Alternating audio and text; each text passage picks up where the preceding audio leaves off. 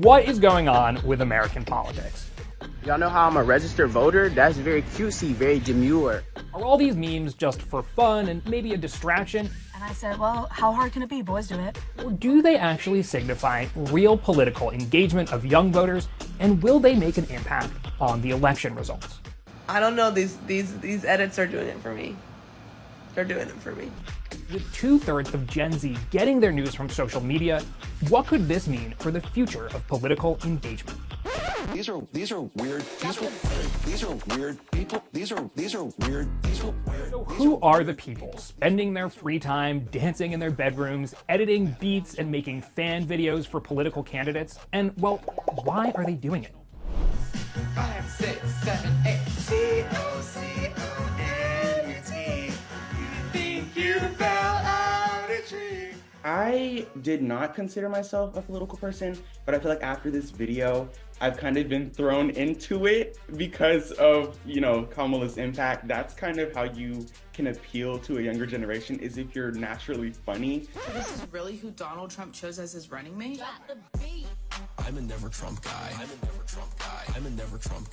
liked him. This was the first time that we kind of delved into this realm of political memes. The moment that Barack Obama won the presidency, I think that's what the moment kind of feels like, in a sense. Again, I think with what we're doing, when you add a good beat behind something, a good melody behind something, they want to dance. They want to dance to the pose.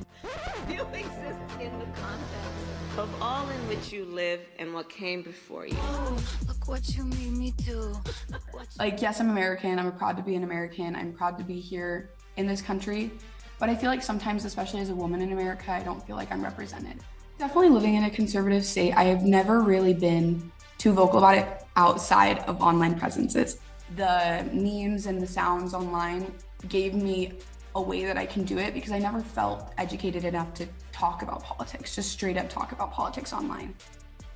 And while it's not as popular as Kamala's Brat Summer, Trump supporters are having fun memeing their own candidate too. This new generation, they're actually very unserious, which is great, but also like if your memes are funny or like edgy, they will flock to you. Trump was great at that in 2016.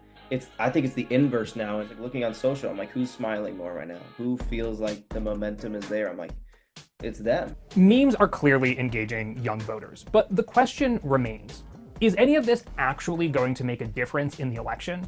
Let's look at the numbers. Gen Z is a big voting bloc, with over 40 million Gen Zers eligible to vote in 2024. 1 week after Biden's exit from the race, 100,000 people registered to vote through vote.org. That's over 2 times more than the normal rate that month.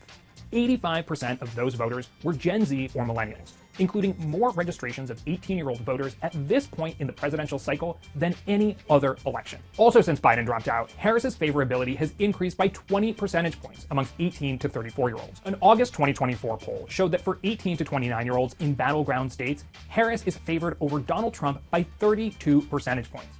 Of course, we can't credit these bumps in Harris's favorability directly to the memes, but it would be foolish to assume that they have nothing to do with it. So a lot of these Kamala memes have been about this sort of rowdy, enthusiastic, feminine vibe. And if the memes sort of help place that more at the center of the media narrative about this election, I think that can be something beneficial to the Kamala campaign. And the other part of it would be the deeper messages that memes hold, which maybe won't convince someone to say, oh, I was going to vote Republican, now I've seen this dank meme, I'm going to vote for a Democrat.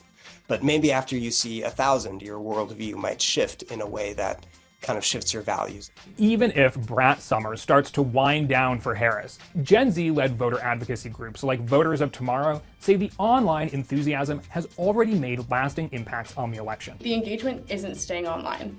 It's not. We saw more people sign up to join or start chapters of Voters of Tomorrow in the 48 hours after Vice President Harris announced than in the 2 months before combined.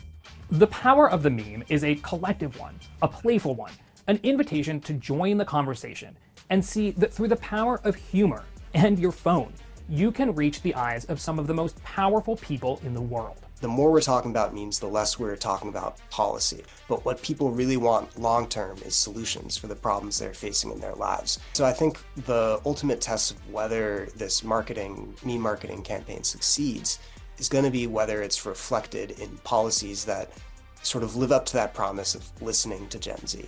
Ironically, many of these memes are playing out on TikTok, the same platform that the Biden-Harris administration has tried to ban, and Trump has said he would protect. With the success of Kamala's campaign account and its reception amongst the youngest voting demographic, it brings into question if the Harris Walls ticket would still support its ban, and if the success of her campaign and engagement will change the way politicians communicate with an increasingly chronically online America.